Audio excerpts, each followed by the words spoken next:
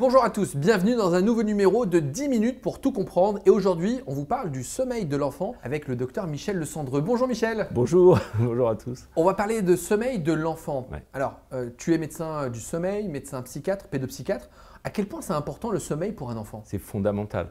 Le sommeil, ça nous explique tout le fonctionnement de la journée. Si l'enfant a des difficultés dans la journée, il faut regarder son sommeil. Son sommeil, il est réparateur, il permet d'améliorer les apprentissages, de réguler l'humeur, les émotions.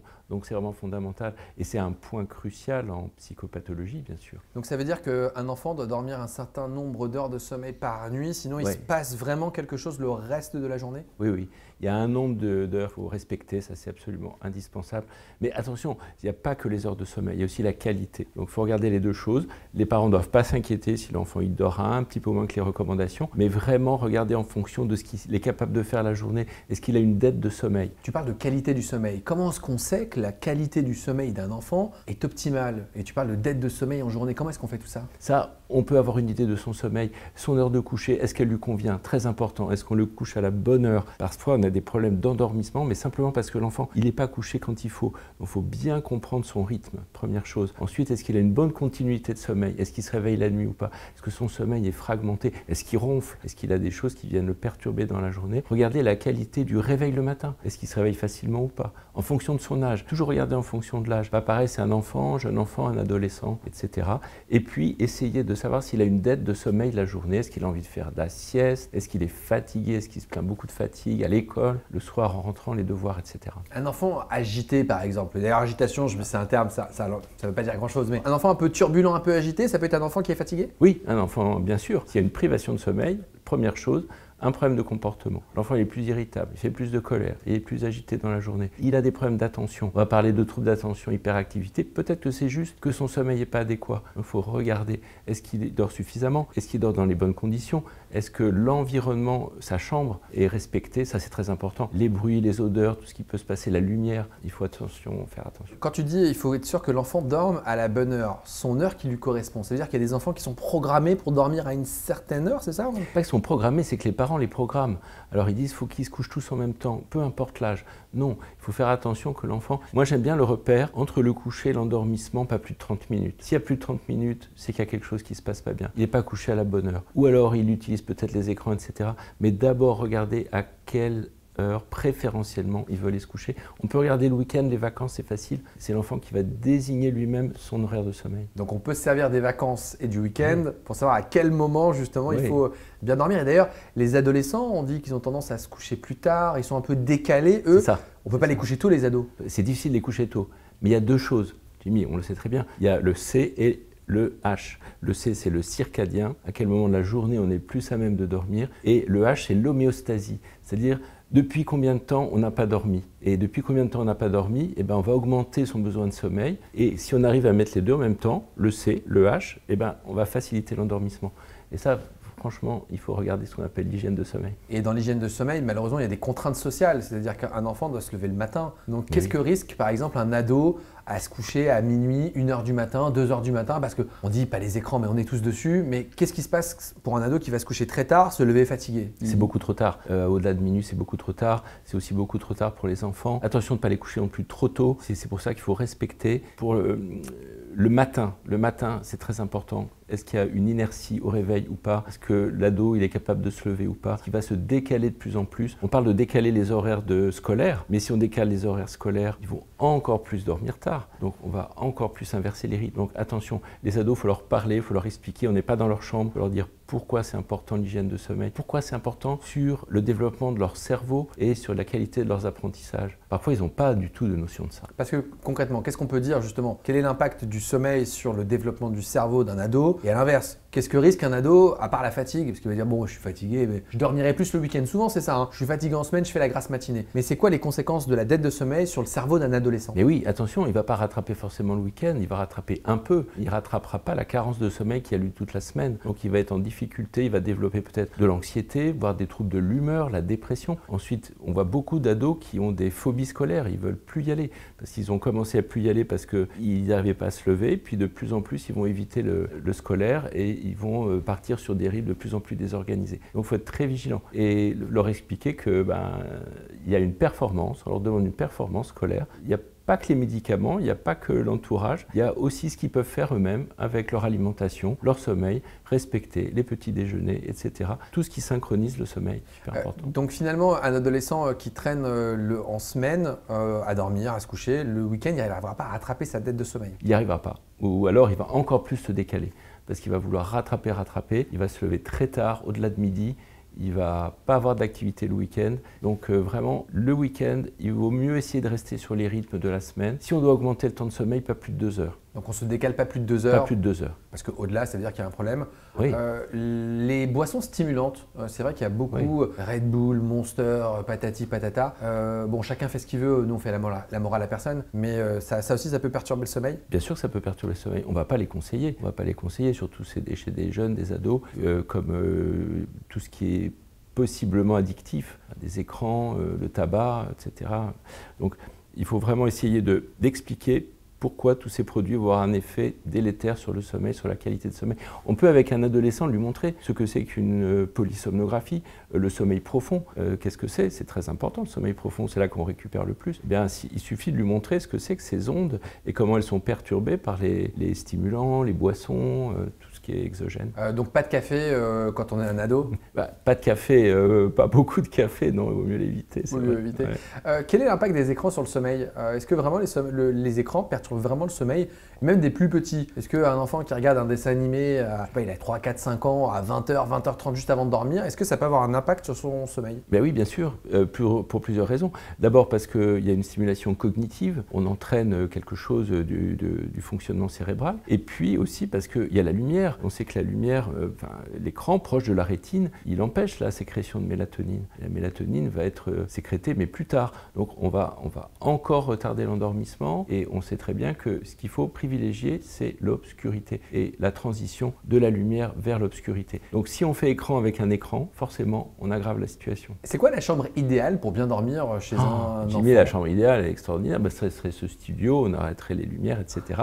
Donc le calme, pas de stimuli, pas trop de lumière, bien entendu, ça c'est important. Et aussi essayer que la chambre, le lit, soit vraiment dédié au sommeil. On n'y travaille pas, on ne fait pas ses devoirs, on n'est pas actif dans son lit, on ne lit pas pendant des heures pour s'endormir. Pourquoi? Rien de tout ça. Pourquoi est-ce que c'est important de sanctuariser ce lit et de ne pas faire ses devoirs? Parce qu'il y en a plein qui font leurs devoirs dans le lit en disant parce que quand on va à table, on mange. Et quand on va au lit, on doit dormir. Il faut que synchroniser. Le cerveau doit s'adapter. Le cerveau doit savoir que le lit, c'est fait pour dormir, c'est pas fait pour faire plein d'activités d'éveil. Par exemple, il y a beaucoup de parents qui disent « mais moi je lis jusqu'à ce que je m'endorme ». Non, il ne faut pas que l'enfant fasse ça. Il faut que l'enfant, s'il a besoin de lire, il y est à côté. Mais une fois dans le lit, il essaye de s'endormir.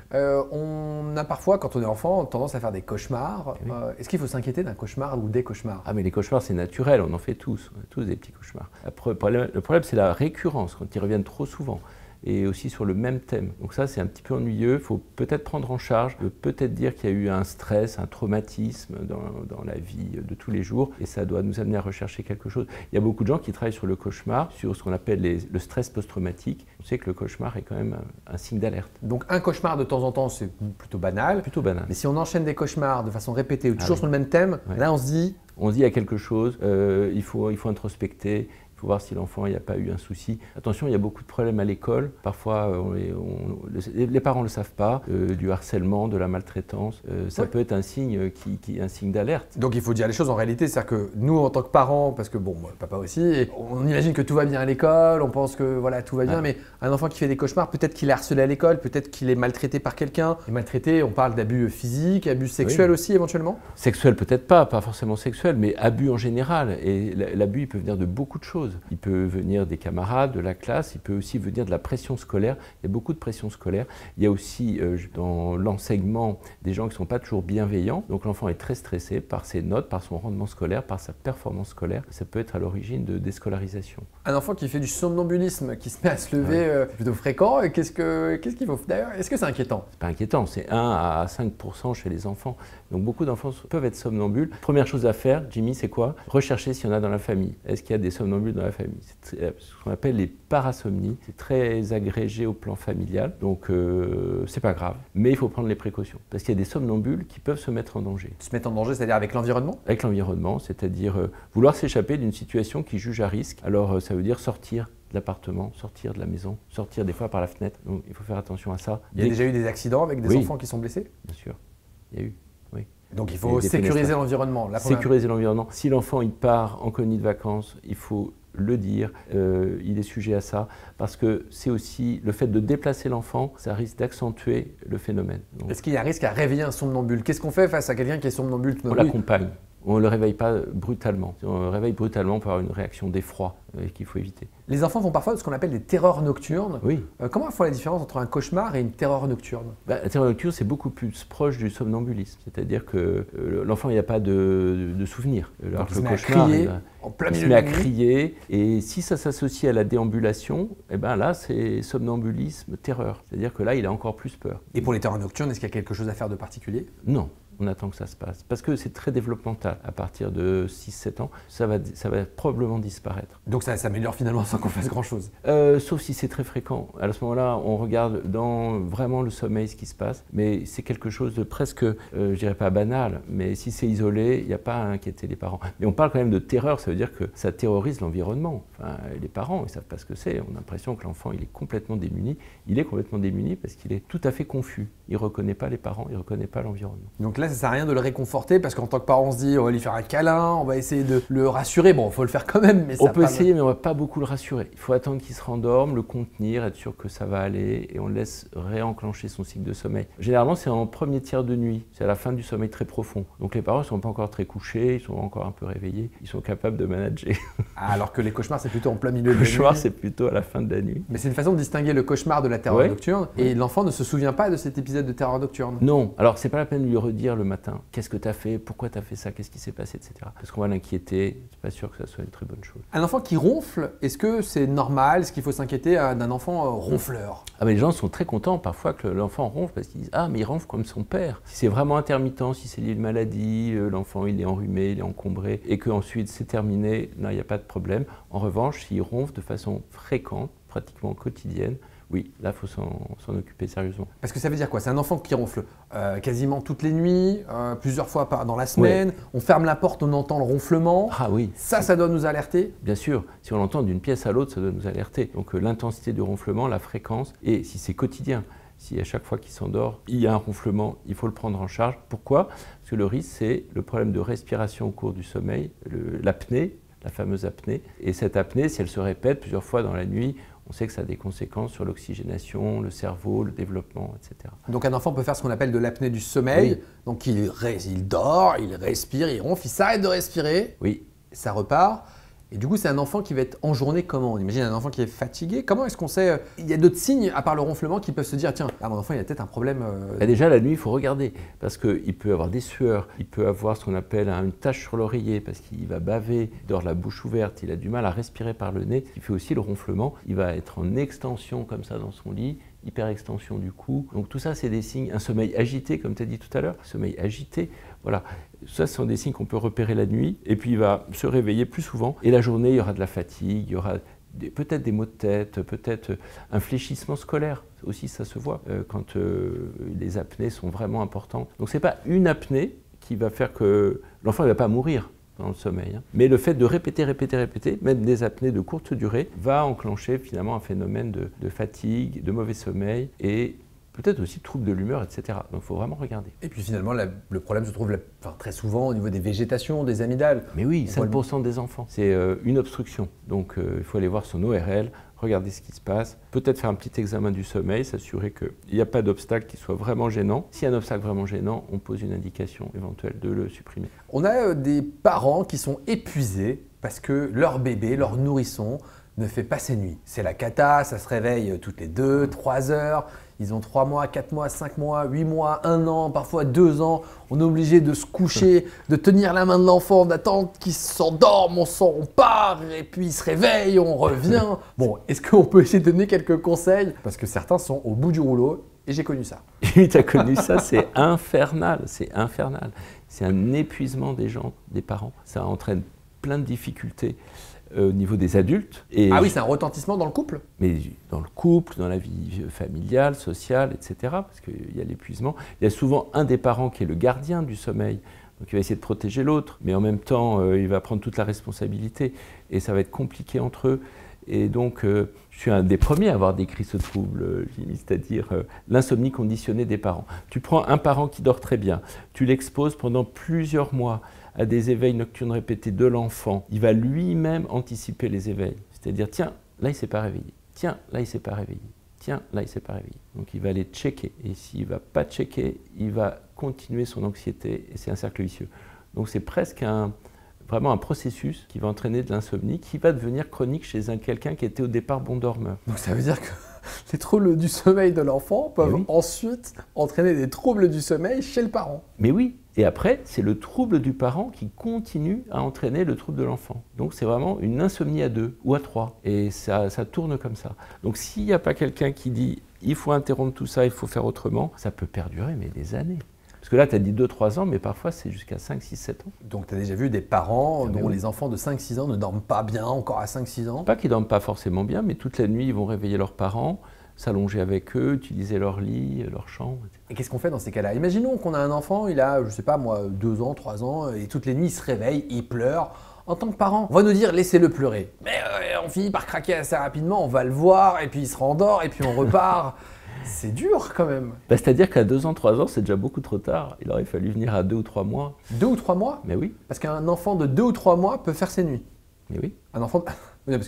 Non mais dans l'entourage, il y a toujours un papa et une maman qui disent « Ah mais le mien il a 2 mois, il dort super bien, je comprends pas. » Et nous on est là. Normalement, si on applique des bons conseils, un bébé de 2-3 mois peut faire une bonne nuit. À partir de 3 mois, oui, il peut commencer à enclencher, bien sûr. Ok, alors qu'est-ce qu'on fait, Michel, pour les parents qui nous regardent? Ils ont un tout petit bébé en bas âge. C'est quoi les bonnes recommandations pour dormir, pour coucher un enfant, un C'est bébé? pas tant ce qu'on fait, c'est ce qu'il ne faut pas faire. Alors qu'est-ce qu'il ne faut pas faire? Il ne faut pas surintervenir. Et ça, les parents, les premières fois, évidemment qu'on surintervient, parce qu'on a toujours envie de voir ce qui se passe. Mais à force d'aller, on va récompenser les éveils et les renforcer. Donc l'enfant, il va prendre l'habitude que quand il pleure un petit peu, il y a une intervention. Et puis que peut-être cette intervention, elle va se terminer dans les bras, ou avec un biberon, ou dans le lit des parents. Enfin, plein de choses qu'il va finir par bien aimer. Donc ça, il ne faut pas faire. Il vaut mieux éviter. C'est-à-dire que même l'endormissement au sein, chez les enfants qui sont allaités assez longtemps, il vaut mieux éviter que l'enfant s'endorme au sein. C'est-à-dire qu'il arrive à différencier le repas de l'endormissement. Parce que souvent, il est endormi au sein, donc il s'endort à la tétée, et puis après, il est couché. Il ne fait pas la différence, lui. Et on évite cette technique aussi de dormir avec l'enfant, et puis dès qu'il s'endort, on se lève et on part. Voilà, c'est ça aussi. C'est que hier encore, j'ai eu cette maman. Elle me dit, mais il se réveille tous les jours à 3h, à 4h, enfin toutes les nuits, et je ne sais pas quoi faire. Mais en revanche, je n'ai toujours pas réussi à me séparer de lui au coucher. C'est-à-dire que le coucher, je reste là, je raconte l'histoire, je suis assis sur son lit, jusqu'à l'endormissement. Mais ça veut dire que l'enfant, il ne sait pas se séparer encore. En fait, on n'a pas un trouble du sommeil, on a un trouble de la séparation. Et du coup, quand c'est comme ça, l'enfant, il va se mettre à pleurer. Du coup, c'est-à-dire qu'un enfant doit apprendre à s'endormir seul? Oui, le plus tôt possible. Mais ça qu'on le met dans le lit, on dit, dors. Il dort pas. On met dans le lit, on dit dors. C'est compliqué. Ça veut dire qu'il faut accepter, parce que c'est vrai qu'on ne peut pas dire, on va dire laisser pleurer l'enfant X temps, mais c'est-à-dire qu'il ne faut pas non plus être hyper vigilant aux pleurs d'un enfant. C'est-à-dire qu'on ne va pas le laisser hurler la mort et vomir et se mettre mal, mais... Non, bien sûr qu'on ne va pas faire ça.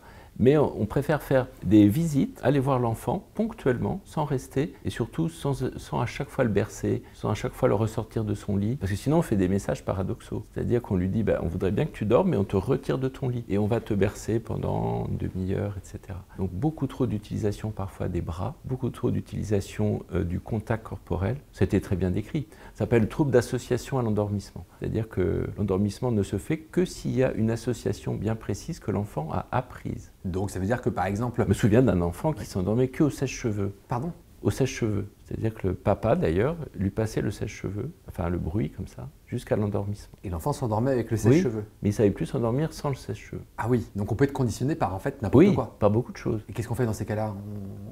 On arrête le sèche-cheveux mais il ne dort pas. Si on dit, ok, on va arrêter ce conditionnement, il faut le remplacer par autre chose. Il faut le remplacer progressivement par le fait que l'enfant devient autonome. C'est super important. C'est vrai que plus on le fait tôt, mieux ça se passe en général. Là, tu parlais de 2-3 ans. 2-3 ans, bien sûr, c'est jamais trop tard, il faut le faire. Mais à 2-3 ans, l'enfant, il a pris l'habitude de sortir de la chambre, de quitter son lit, d'aller rejoindre les parents. Et du coup, il faut éviter ça quand un enfant...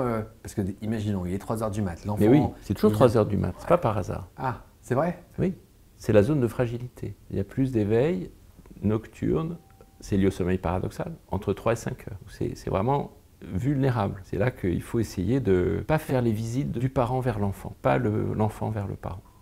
Il faut aller le voir, le restituer dans son lit, repartir. Moi, j'aime bien la consultation. En fait, je m'adresse à l'enfant et je lui dis ça serait bien que ta maman, elle soit plus là quand tu t'endors. Et après, il le prend pour lui. Il dit mais maman, dehors, tu t'en vas. Ouais. Et ils comprennent facilement les enfants. Ça dépend de son âge. Mais par exemple, celui que j'ai vu hier, il avait quand même 5 ans.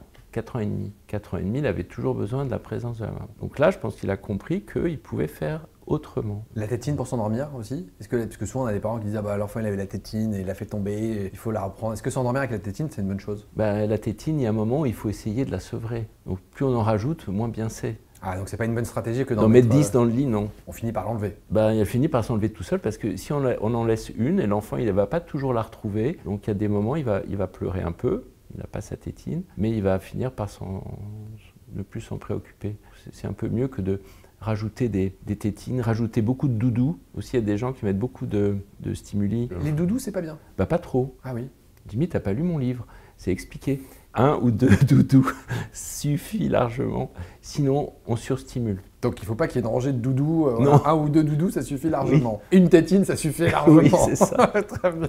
C'est ça. Au niveau du sommeil des tout-petits, est-ce qu'il y a quelque chose qu'on n'a pas dit, qu'il faut absolument dire, ou des choses à ne pas faire, un élément de précision que tu aimerais apporter? Sommeil des tout-petits, on sait qu'il y a la prévention de la mort subite, bien sûr. Donc la façon dont l'enfant il est couché, toujours sur le dos, on proscrit sur le ventre, bien sûr. La température de la chambre, 19 degrés, pas trop chaud, pas trop froid non plus. Pas de fumée, pas de chambre fumeur, très important. Et si possible, pas les bruits de la télé, des parents, etc. Attention aux bruits des parents, parce qu'il y a beaucoup d'enfants qui ont très peur d'être les derniers à s'endormir. Oui, pourquoi? Longtemps, je n'ai pas compris pourquoi. Je disais toujours, mais je ne veux pas être le dernier à m'endormir. En fait, si le dernier à s'endormir, il ne peut plus être secouru. Donc il y a beaucoup d'enfants qui guettent autour qu'il y ait du bruit, qu'il y ait les parents, qu'il se passe quelque chose. Donc c'est bien de ne pas trop le faire, de ne pas donner des indications qu'on est là à guetter derrière la porte, etc. Eh bien, merci beaucoup Michel, c'est très clair. On rappelle le titre de ton livre? Un enfant qui dort bien. Publié aux éditions Nathan. Très bien. Il est extraordinaire ce livre. Franchement, je l'ai relu avant de venir. Ça fait longtemps que je ne l'avais pas lu. Et il y a plein de choses qui sont du bon sens, mais qu'on peut appliquer. Donc n'hésitez pas. Et ben voilà, vous savez ce qu'il vous reste à faire. Voilà, c'est la fin de cet épisode. J'espère que vous aurez appris plein de choses à propos du sommeil des tout petits. Je vous dis à très vite pour un prochain numéro.